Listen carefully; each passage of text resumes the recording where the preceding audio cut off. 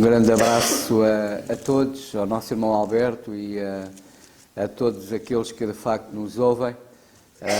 Também aos nossos jovens casais que estão em Inglaterra.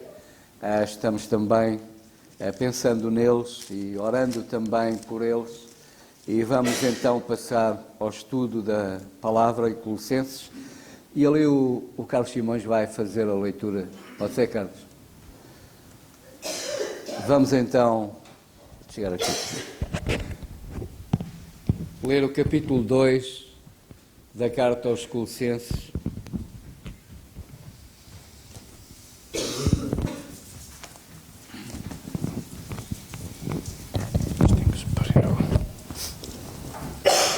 Diz assim a palavra do Senhor: quero que saibais quão grande combate tenho por vós e pelos que estão em Laodiceia e por quantos não me viram em pessoa.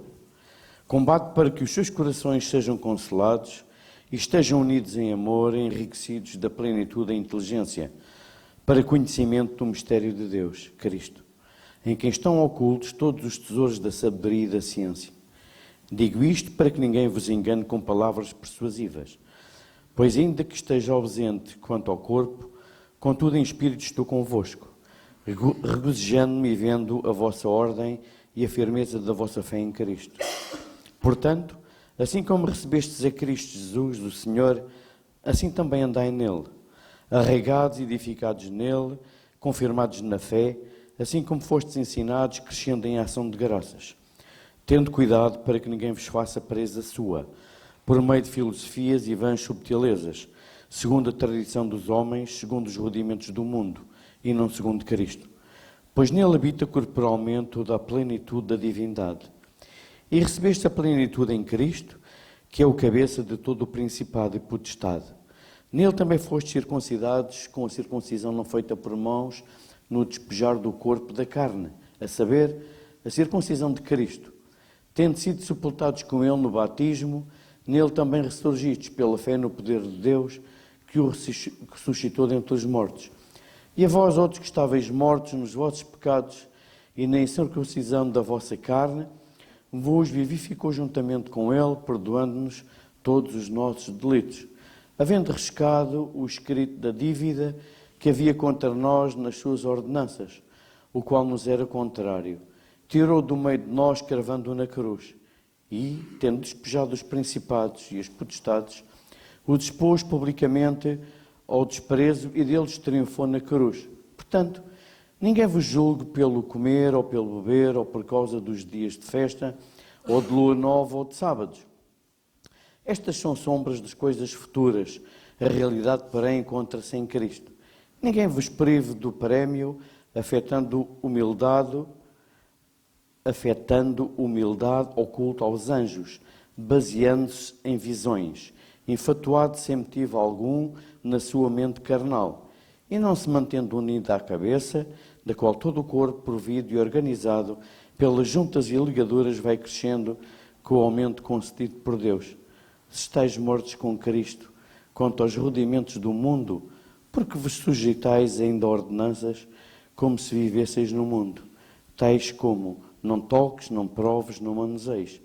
Todas estas coisas estão fadadas ao desaparecimento pelo uso, porque são baseadas em preceitos e ensinamentos dos homens.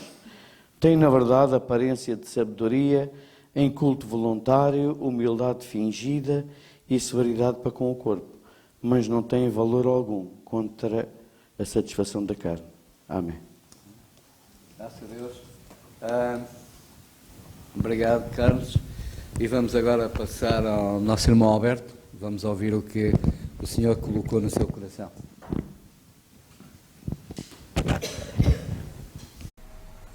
Graças a Deus por mais esta reunião de comunhão, oração e estudo da Palavra de Deus.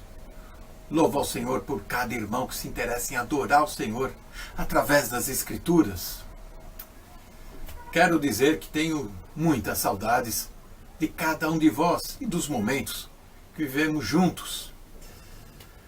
Colossenses 2, no verso 23, para terminar esta argumentação do capítulo 2, onde Paulo Chamou atenção sobre o legalismo, misticismo e termina falando sobre o asceticismo. No último estudo, falamos sobre andar perto do Senhor para ser exemplo, padrão. E pensando nisto, logo vem à mente como pode uma igreja como esta ser advertida pelo apóstolo porque em algum momento eles foram arraigados em Cristo Jesus e de repente são seduzidos e atraídos para uma outra doutrina. Muitas vezes nós nos acometemos deste erro e, por curiosidade, queremos participar de uma novidade. E aí que está o perigo. Vejamos as advertências e o alerta do apóstolo Paulo nesse capítulo 2 de Colossenses. Capítulo 2, verso 7 diz que nele arraigados, edificados, confirmados na fé. 2:8. Tenham cuidado para que ninguém vos escravize. Falando de doutrinas, rudimentos, doutrinas de homens. E principalmente, quando a carne escraviza, quando o pecado nos domina, aí então o perigo é bem maior. Verso 10 do capítulo 2 de Colossenses diz: também nele estáis aperfeiçoados. E no verso 13 do capítulo 2, antes estavam mortos nos seus pecados, mas agora estão vivos em Cristo. E a pergunta fica: por que estas pessoas, e por que muitas vezes a curiosidade, a novidade, nos atrai e principalmente nos fascina com a modernidade, praticidade, aquilo que funciona e parece que atrai multidões? Conversando com muitas pessoas que já participaram de vários movimentos, sempre dizem a mesma resposta, para se justificarem, dizendo que, sabe como é que é? A carne é fraca. Quando eu fui ver, eu já estava lá, já estava envolvido.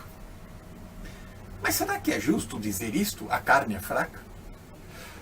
Para justificar um erro, para dar uma desculpa, queremos até usar um versículo bíblico para ficar um pouco mais espiritual, não ficar tão chato assim, tão ridículo.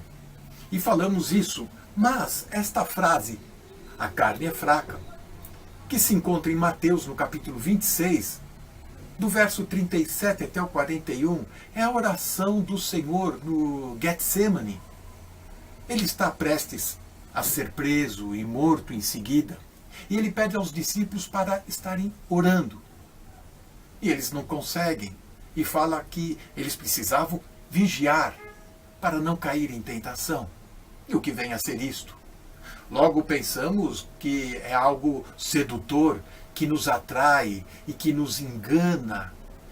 Mas a passagem, o contexto de Mateus 26, 37, não diz nada a respeito de concupiscência, de desejos carnais, ou mesmo financeiro e outros atrativos que venham nos tirar do caminho do Senhor. Veja que o comentário de Jesus nessa passagem é muito diferente daquele tratamento que um crente um cristão, que está debaixo da graça, daqueles dos discípulos de Jesus. A passagem diz exatamente que eles estavam cansados fisicamente. E eles não estavam mais aguentando o ritmo ou permanecer acordados para estar ao lado do Mestre, do seu Senhor. O que podemos tirar dessa lição é que muitas vezes o homem natural, ele não consegue praticar as coisas de Deus. Ele não consegue cumprir a vontade de Deus na sua vida. Por isso que muitas pessoas dentro da igreja querem praticar, querem ser por sua própria força, capacidade. E aí está a falência. O que acontece é que os discípulos até então, que estavam debaixo do Evangelho do Reino, não tinham o Espírito Santo habitando neles. Nós agora que temos o Espírito Santo habitando no nosso coração, não podemos dar esta desculpa de que a carne é fraca. O Espírito habita em nós. Mas você deve estar pensando, se está acompanhando esse raciocínio, mas por que Jesus vai pedir para os discípulos orarem, se eles não vão conseguir? A questão é simples para ser resolvida. O que ele exigia deles era a dependência deles ao seu mestre, e não a confiança na sua capacidade, na capacidade de cada um de tentar realizar e agradar ao Senhor. Veja que Pedro tentou ser agradável na sua própria capacidade. E sabemos o fim desta história de Pedro. Mas Paulo, escrevendo a sua segunda carta aos Coríntios, no capítulo 12, no verso 9, até o verso 10, e clamando aflitivamente, o Senhor responde à oração de Paulo, dizendo exatamente assim: a minha graça te basta, porque o meu poder se aperfeiçoa na fraqueza. E é isso que nós devemos fazer. Não depender da nossa capacidade, da nossa instrução, da nossa inspiração, opinião, mas depender do Senhor. E aí sim, nós não vamos ser levados por qualquer vento de doutrina, conforme Efésios 4, verso 14. Que o Senhor nos capacite. Amém. Rapidíssimo pensamento, que é o seguinte: o capítulo 2, nós estamos a terminar, não sei se termina hoje, se não, mas estamos a terminar, e é curioso que termina com carne, mas começa também com carne. O versículo 1 diz: porque quero que saibais quão grande combate tenho por vós e pelos que estão em Laodiceia, porquanto não viram o meu rosto em carne. Portanto, os crentes em Colossos, em Laodiceia, não conheciam Paulo, não tinham visto Paulo, não tinham visto. Mas uma coisa podiam ter a certeza, é que podiam confiar nele. Porque ele estava verdadeiramente lutando por eles, lutando pela verdade, lutando para que eles andassem na verdade. Em contrapartida, há alguns que nós vemos que estão conosco, mas não merecem a nossa confiança. Não devemos descansar, mas devemos estar atentos, devemos estar vigilantes, devemos fazer como os crentes de Bereia, verificar se aquilo que dizem está em conformidade com as Escrituras, porque senão vamos parar na carne. Portanto, irmãos, que o Senhor nos ajude a estarmos atentos. O apóstolo termina com a chamada de atenção: cuidado com aquilo que vos andam ensinando, cuidado com aquilo que vos andam dizendo, porque aquilo que vos andam ensinando e dizendo, como diz, termina, não tem valor nenhum, e aquilo que exalta é a carne. Mas em relação a Paulo, eles podiam estar confiantes que a luta dele era uma luta séria, honesta, segundo as Escrituras, uma luta pela verdade, para que a Igreja andasse de facto na verdade. E essa deve ser a luta de cada um de nós. Amém.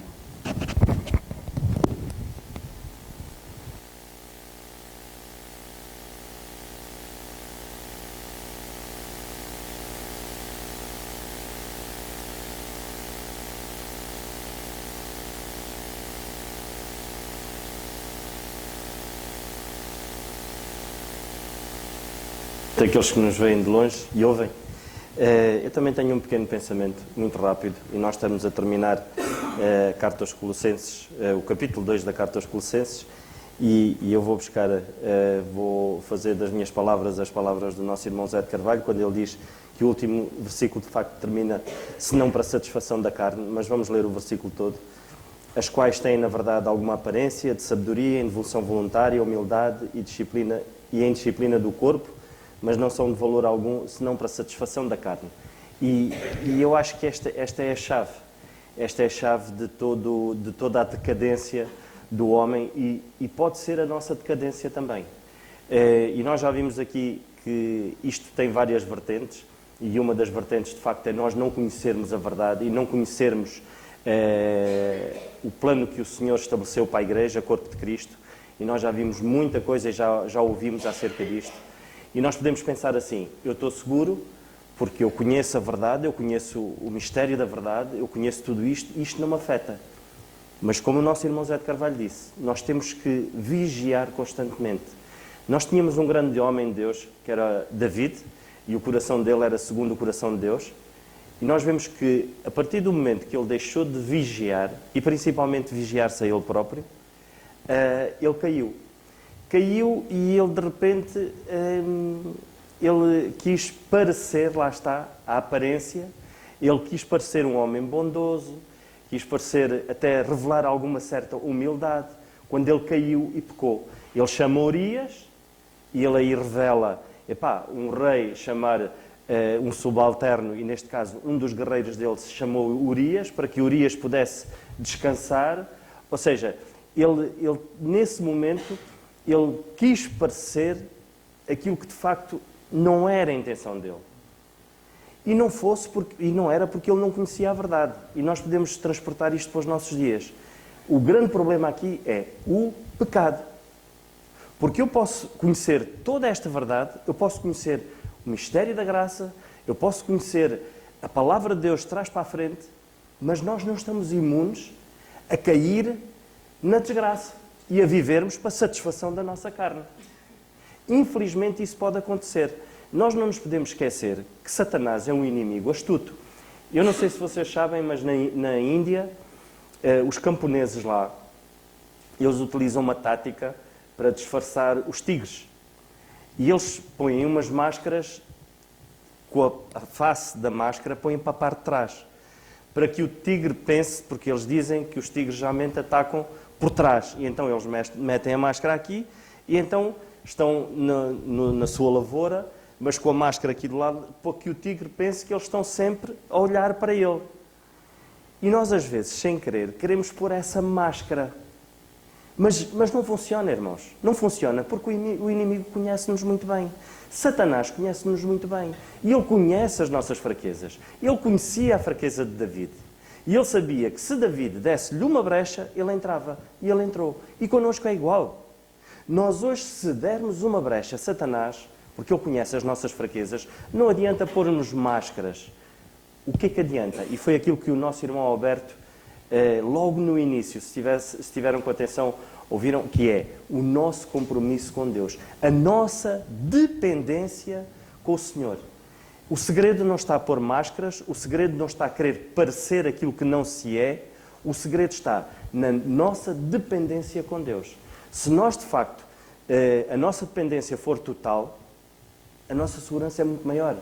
Ainda ontem, lá em casa, no estudo doméstico, nós temos estado, agora começamos o estudo que é a educação dos filhos, e ontem a Priscila dizia-me uma coisa e ficou-me gravada na mente, que é, infelizmente, muitas das vezes, nós pais, criamos como se uma doutrina no nosso lar de aparência.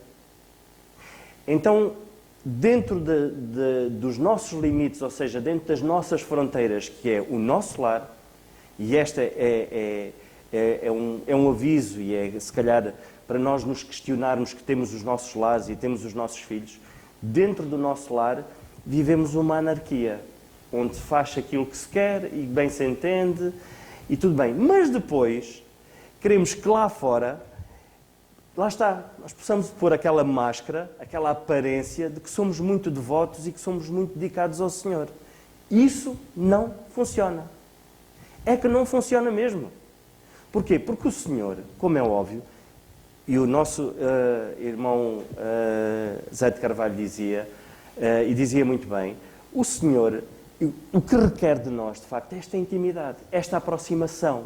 Ou seja, o nosso irmão Alberto, ele dizia, os discípulos, claro que o Senhor sabia que eles iriam cair, claro que o Senhor sabia todas estas coisas, mas ele queria quê? Queria que a dependência deles fosse unicamente do Senhor. E a nossa dependência deve ser única e deve ser 24/24. Não adianta nós andarmos com... Não há fórmulas. A fórmula é dependência total e é submissão àquilo que o Senhor nos alerta. E, claro, estarmos seguros na palavra de Deus e principalmente naquilo que Ele estabeleceu para a sua Igreja, Corpo de Cristo. Que o Senhor nos ajude.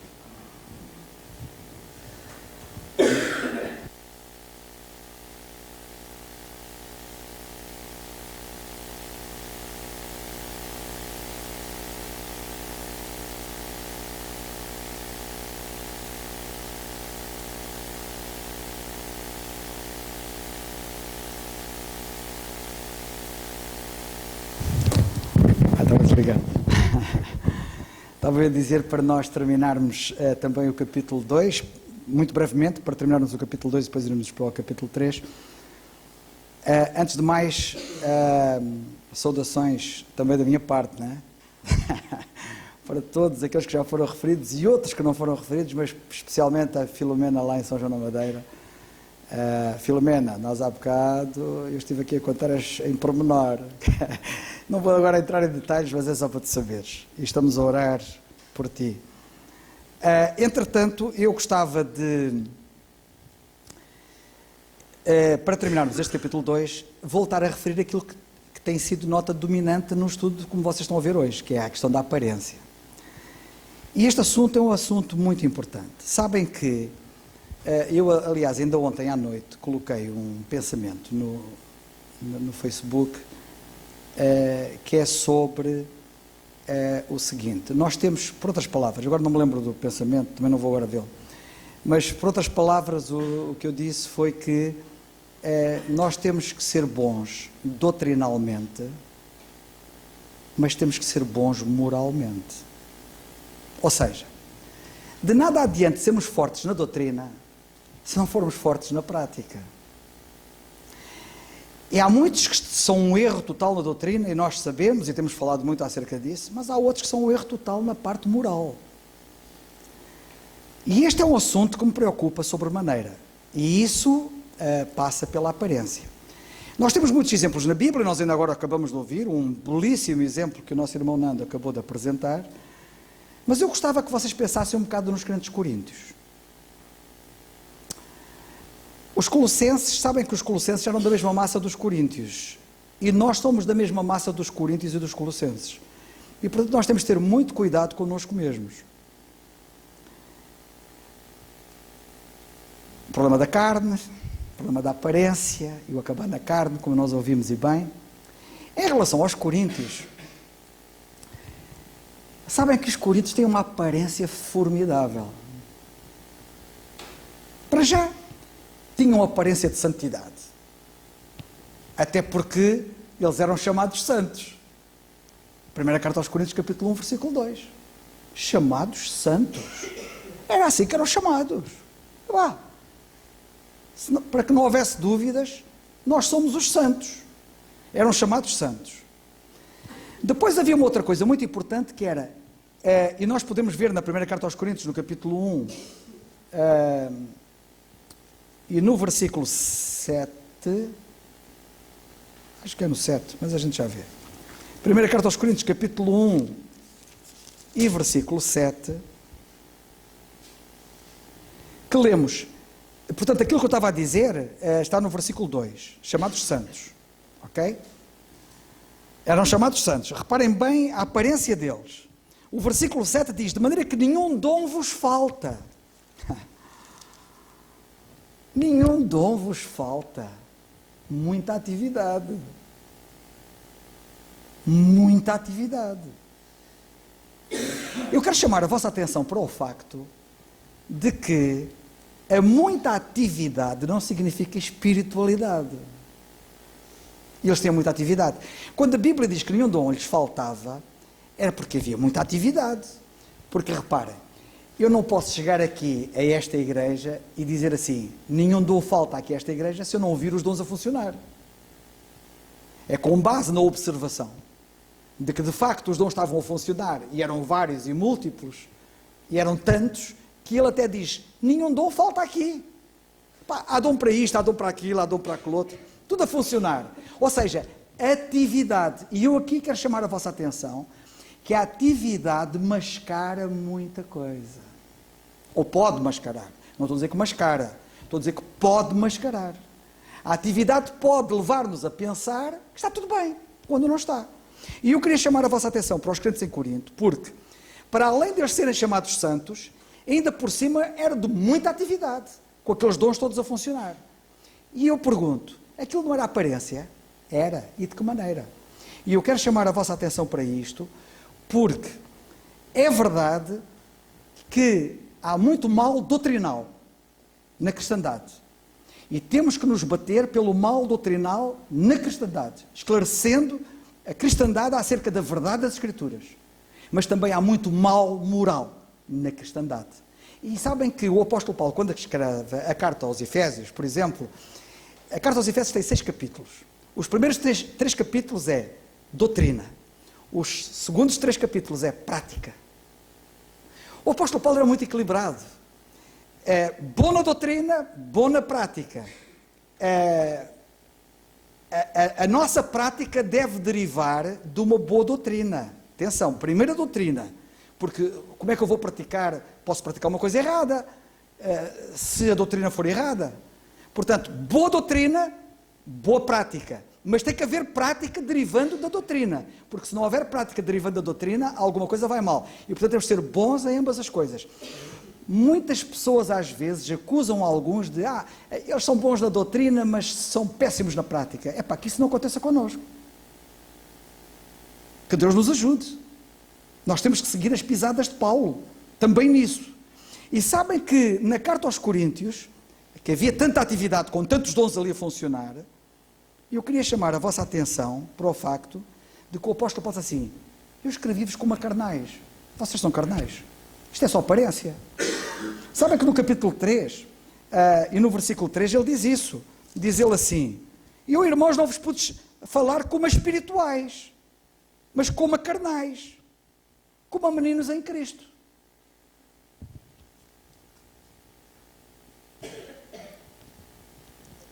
Sabem que há coisas, não vou agora perder tempo, mas há coisas que até, eles portavam-se como meninos, como recém-convertidos. Eles tinham coisas de recém-convertidos. Um recém-convertido, há muita coisa que ele não sabe. Há coisas que ele não sabe. Um recém-convertido, há coisas que ele ainda não sabe. Porque só o tempo da vida cristã lhe vai mostrar. Agora, estes tinham muito tempo de vida cristã, mas parecia que tinham-se convertido há pouco tempo. E que coisas básicas que eles deviam saber, na prática, eles não estavam a praticar. E então Paulo diz, eu estou a escrever-vos como a carnais, vocês são carnais. Ou seja, perante aquela imagem de santidade e perante aquela imagem de atividade, que a grande igreja é esta, não é? Mentira, era aparência. E sabem o que é que o apóstolo Paulo diz? Diz, olha, capítulo 4 e versículo 6. E eu, irmãos, apliquei estas coisas por semelhança a mim e a Apolo, por amor de vós, para que nós aprendais a não ir além do que está escrito. Não vos ensoberbecendo a favor de um contra o outro. Eram soberbos. Ouviram bem? Estes indivíduos que aparentavam tanta santidade e tanta atividade eram soberbos. Isto é terrível, ser soberbo. Convencidos, orgulhosos. Quanto podia ser dito ao longo dessa linha. Mas não era só isso. Eram prostitutos. Viviam na imoralidade. Na verdadeira acessão da palavra imoralidade, porque imoralidade é mais do que atividade sexual ilícita. Ok? Quando às vezes se fala em imoralidade, pensa-se em atividade sexual ilícita. Mas imoralidade, há muita coisa que é imoral, porque é contra a moral. E a moral é mais do que o não ter atividade sexual ilícita. E eles, por exemplo, desceram tão baixo e a capa era tão grande que escondiam uma coisa terrível que se praticava lá, que era prostituição, e ninguém dizia nada. Outra coisa, injustiça e prejudicar outros. Cuidado com as relações dos crentes uns com os outros. Cuidado com os crentes nas relações de uns com os outros. No capítulo 6, nos versículos 1 a 9, toda a carta, isto aqui é um tratado, esta carta. Nos versículos 1 a 9, nós vamos assim, ousa algum de vós, tendo algum negócio contra o outro, ir a juízo perante os injustos e não perante os santos? Eu não vou ler o resto, depois vocês leiam. chegaram a pôr crentes em tribunal. Os santos, tanta atividade, e praticava-se tanta injustiça, tanta coisa mal feita, e prejudicando os outros, lesando até os outros. E vocês reparem que eu podia falar muito ao longo desta linha, e há algumas coisas que eu tenho que dizer. Às vezes há crentes que pedem dinheiro emprestado a outros crentes e depois não lhes pagam. Acham que isso está certo? Por exemplo,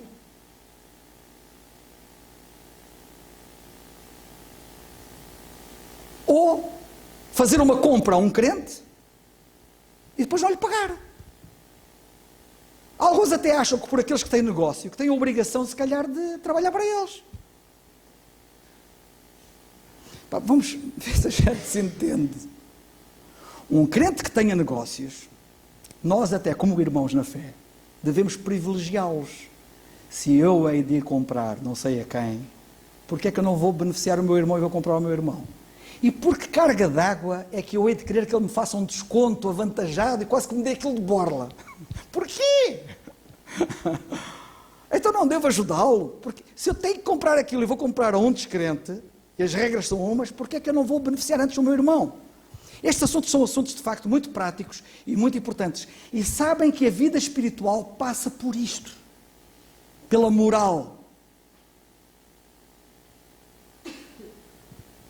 Problemas sérios havia lá naquela igreja na área conjugal.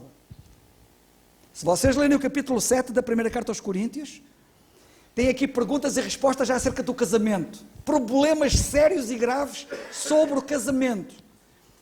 Nós temos que ter moral nesta matéria. Mas lá em Corinto, aquela atividade toda, aqueles dons todos a funcionar, encobriam tudo isto. Estava lá debaixo daquela nuvem de atividade, debaixo daquele pó, daquela nuvem de pó que se levantava com tanto movimento e com tanta atividade, estava tudo isto encoberto. Mais falta de ordem nos cultos, na ceia do Senhor. Falta de temor em relação ao Senhor. Falta de união entre todos. A primeira capítulo 11 fala acerca disso, capítulo 12 fala acerca da falta de união entre todos. Ele fala acerca disso no capítulo 12. Falta de amor, capítulo 13. E eu, ainda ontem, quando vinha com não sei quem, acho que era com a minha irmã, e eu sei que a dada altura fez um comentário qualquer coisa deste género. Há muita gente aí a falar de amor. Vocês não imaginam os pregadores que há aí de amor. Não imaginam os pregadores de amor. E eu só dizia assim à minha irmã, sabes uma coisa? O amor não se prega, vive-se. Ou nós o revelamos, ou é melhor estarmos calados. O amor revela-se. Não se prega. Quem estará aí a falar de amor? O amor não é para ser falado, o amor é para ser vivido, demonstrado.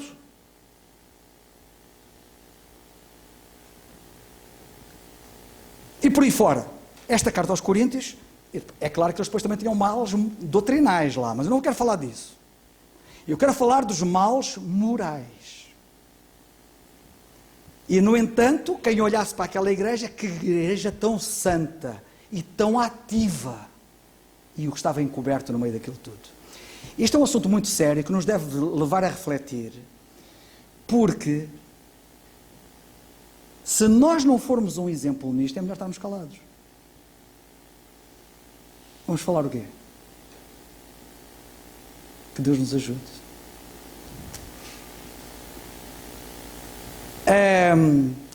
Sabem que o apóstolo Paulo, na carta aos Coríntios, chegou a uma certa altura e disse-lhes assim: e nós, cooperando também com ele, vos exortamos a que não recebais a graça de Deus em vão. Sabem que é possível nós recebermos a graça de Deus em vão? E sabem que Deus é rico em graça para connosco, para com todos nós. Ele é rico em graça. E essa graça tem que ter tradução. Traduz-se em quê? Por exemplo, quando ele escreve a Tito, ele diz: a graça de Deus se é manifestado trazendo salvação a todos os homens e ensinando-nos a viver. A graça ensina a viver. Sóbria. E nós falamos sobre a sobriedade no estudo passado. Ensina-nos a viver de uma forma sóbria, justa, fazer o que está certo, e piedosamente, piamente, andar em comunhão com Deus. A graça de Deus leva-nos a isto. Epá, se a graça de Deus que foi manifestada a todos nós, se não traduzir-se em vidas, em sabermos viver, não desta maneira como aos Coríntios, mas em sabermos viver como Deus nos ensina na sua palavra, e de uma forma sóbria, justa e piedosamente, a graça de Deus está a ser vã para connosco. E não digo mais nada, e que o Senhor nos ajude. Sabem de uma coisa? Nós quando olhamos para isto ficamos assim um bocado assustados, mas não se assustem, porque temos que contar com a graça de Deus, porque essa mesma graça é ela que faz a obra, é ela que nos ensina a viver. Abracemo-la, não a desprezemos, saboreemo-la e deixemos que ela faça em nós aquilo que Deus quer que seja feito em nós. Que assim seja.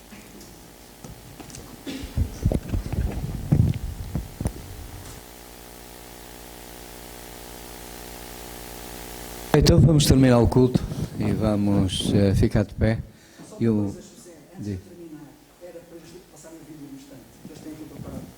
Tá? Então vá.